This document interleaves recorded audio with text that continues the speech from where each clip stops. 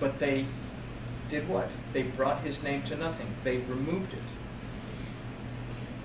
As we went down the road, well, backing up a little bit, Joshua and his disciples all spoke the name. The name was spoken up until this time, around 145 to 200.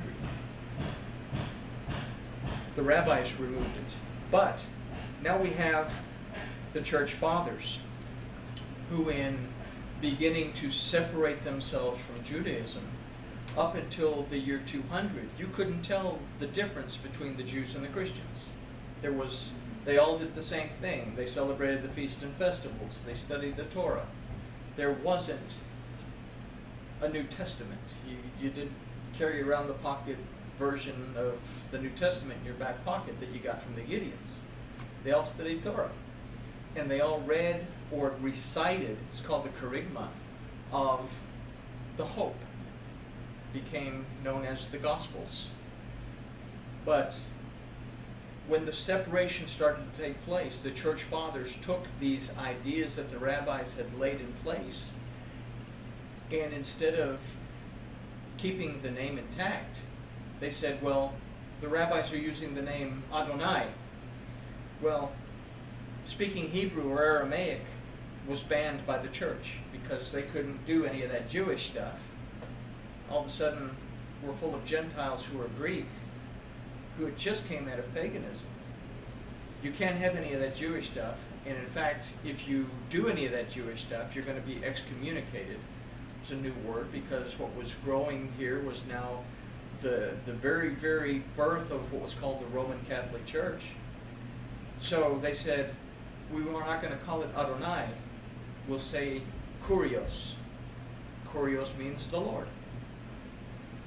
So we went on and we replaced the name of Yahweh with Kurios. And then when this great Reformation came about, we say a Reformation, they changed everything. It would shock Protestants today to find out that almost 88% of the Catholic Catechism is still kept by the Protestants, by the Baptists, Assemblies of God, Presbyterians. The whole Protestant thing still holds to Catholicism. But they say the Reformation took place. They were protestari, is what they called themselves. Not Protestants, but protestari. They were in favor of the good news. But what happened is that when we started to translate the word of Elohim into English, that this word kurios followed right along. And we couldn't say kurios in English. We had to come up with something that could replace it. Lord was the name of a household Roman deity of fertility. So we're going to replace the name Kurios with Lord, because we want the name of God, because it was no longer Elohim. We had replaced it with Zeus, which we know what Zeus is. Zeus is the Roman deity of the heavens, but we couldn't translate Zeus into English, so we replaced it with God. God, from the name Godin, which was the deity of good fortune of the Norse. So now we worship the Lord God instead of Yahshua or Yahweh Elohim. We broke this commandment. You shall not bring the name of Yahweh Elohecha to nothing, for Yahweh will not hold him guiltless that brings his name to nothing. We eliminated the name. And now, the name is slowly trickling back. But it meets with such hostility that people leave congregations because of it. When I came to this congregation, we had several people leave because we started using the name. They held on to the Talmudic decree, the rabbinical takanot that says you shall not use the name because it's unspeakable. as opposed to paying attention to what Torah says. It says, you shall not bring the name of Yahweh Elohecha to nothing. And we changed this verse to say, you will not profane or use in vain the name of Elohim, which this word doesn't have anything to do with it. Okay? So what have we done when we bring his name to nothing? Is that we violate this third commandment. We replace it with something else, so we violate the second commandment. And when we replace it with something else, we violate the first commandment. We violated 3 commandments by violating this commandment. Now, the next commandment. Remember the Sabbath day to keep it set apart. Again, it doesn't mean holy. It says, remember the Sabbath day to keep it holy is what we read in our... But this says, remember to keep the Sabbath day apart. It's to be separate. It's to be a day of rest. Why is it a commandment? Because our Elohim knew that we would not find time to rest ourselves. He made it a commandment for us to rest and to find our rest in him, to take time to spend with him. Okay? We'll come back to this one in just a minute, because this one plays a lot in our understanding how, if we break one commandment, what we're going to see is that it violates all of them.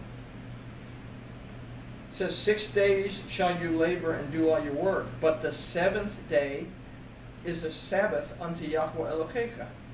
In it you shall not do any manner of work, you, nor your son, nor your daughter, nor your manservant, nor your maidservant, nor your cattle, nor your stranger that is within your gates. For in 6 days Yahweh made heaven and earth, the sea, and all of them that there is, and rested on the 7th day. Wherefore Yahweh blessed the Sabbath day and set it apart. This tells us a whole lot about the Sabbath. That when we rest, not only are we to rest, but we're to leave behind all of the worries of our day-to-day life. We're to leave behind the worries that we have about family, friends, workplace. We're to leave behind everything, because it's the 7th day. This represents to us the Zion. The Zion is the 7th letter of the Aleph Beit. It represents the Word, that in the Word we find our nourishment, we find our protection, and we find our rest. That we have to take time specifically set apart for time with Yahweh Elohim. Not just to pray, not just to study, but picture yourself fixing yourself a nice cup of tea and getting some snacks and sitting down, not thinking about anything else, and having a conversation with Elohim. That's what this means. Take time. Plan this time that you're going to take, and then take this time to rest. Because he says, he reminds us that if I had to rest after 6 days of doing all the work that I did, if you don't find time to rest, then you are saying, I am Elohim. And if you're saying Elohim, then you're not resting.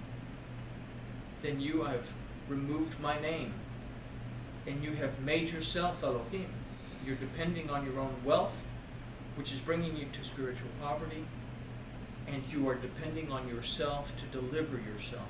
So if we do not rest in our Elohim, well, we've broke the commandment about Shabbat, but we've also broke the first 3 commandments. So to not rest in Yahweh is to break 4 commandments. The next one says, honor your father and your mother, that your days may be long upon the land which Yahweh Elohecha gives you.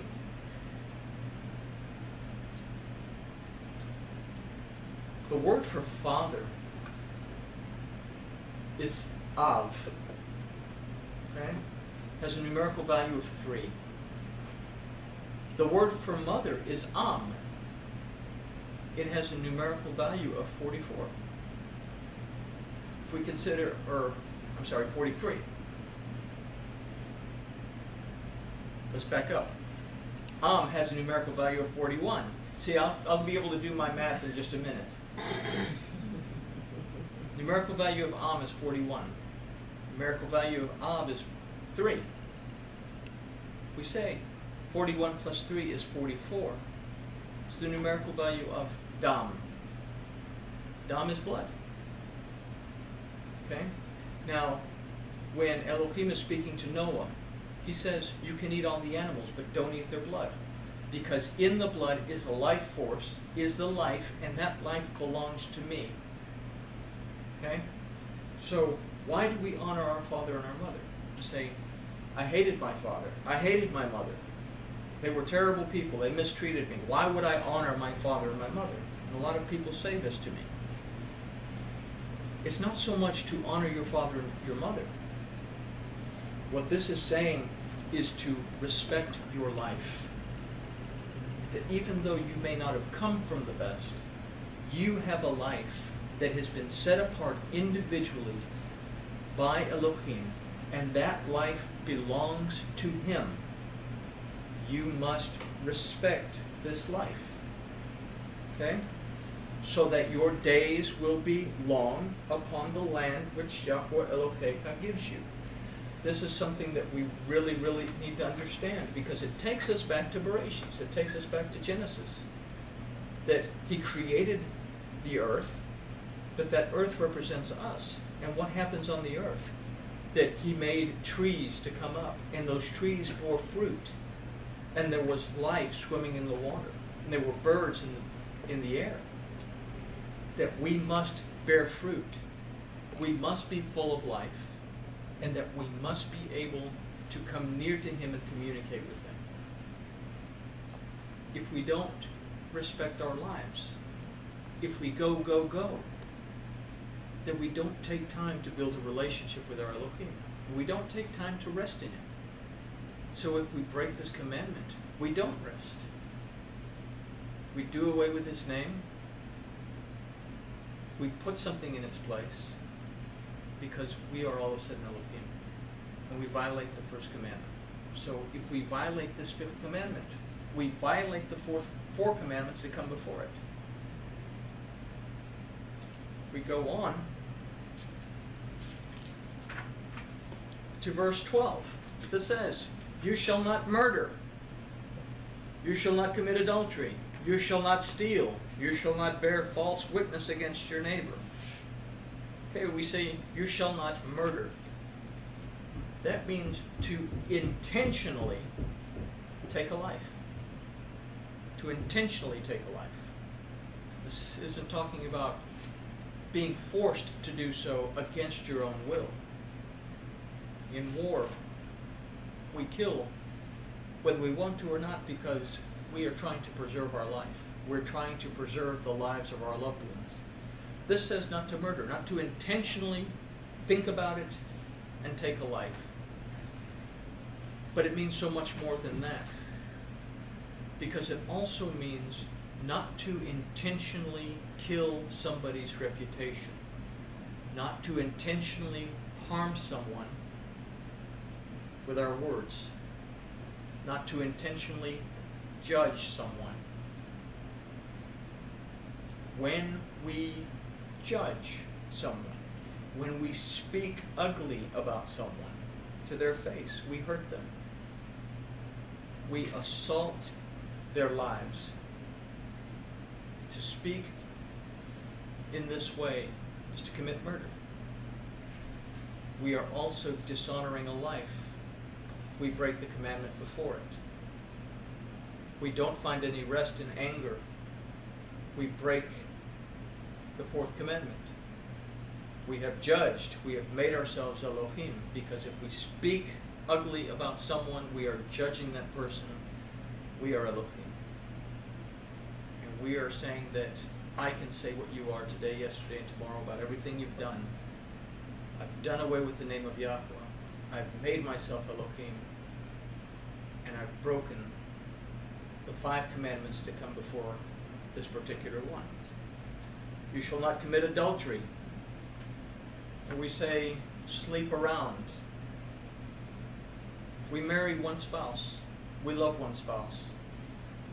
We should honor the life of that spouse that we have. To go into another person is to harm this person. So, in a sense, we commit murder. But we can take that one step further, is that we are married to Elohim through His Word. To go after another Elohim is to commit spiritual adultery. That we, in a sense, kill our own Elohim. So to not commit adultery, we have to understand that we have to love our spouse as we love ourselves. We love our Elohim with all of our heart, with all of our mind, our soul, with all of our strength.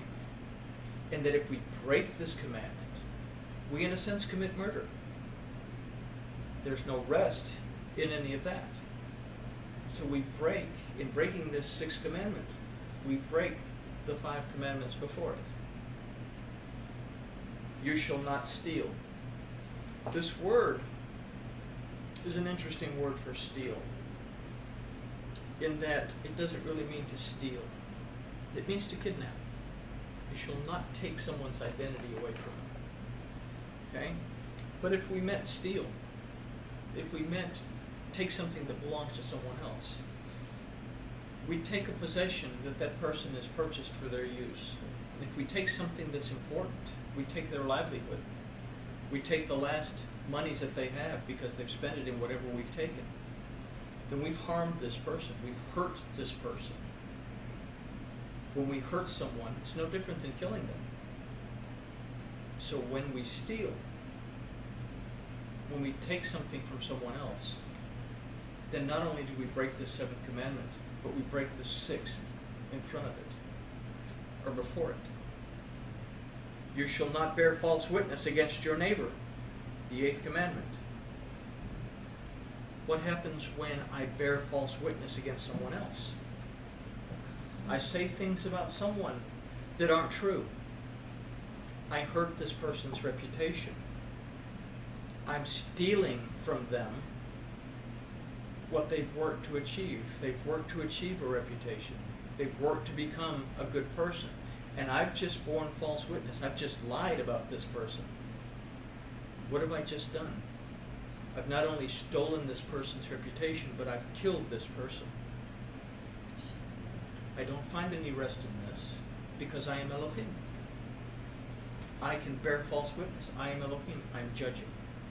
What have I done? In breaking the 8th commandment, I break the 7 that come before it. You shall not covet your neighbor's house. You shall not covet your neighbor's wife, or his manservant, or his maidservant, or his ox, or his donkey, or anything that is your neighbor's. Okay? The 9th commandment is you shall not covet your neighbor's house. And we can add you shall not covet your neighbor's wife, which is the 10th, in with it. And that we have to understand that it's okay to look at a magnificent home or someone's beautiful wife and say, you have a magnificent home. Congratulations, it's beautiful. Or you have a very lovely and darling wife. I appreciate her very much. But when I'm saying to myself in my heart, why don't I have what this person has? I'm more deserving than this person to have it. That person's wife belongs with me, not with him. Or that person's husband belongs with her and not with him. Me, if I was a woman, but I won't go there.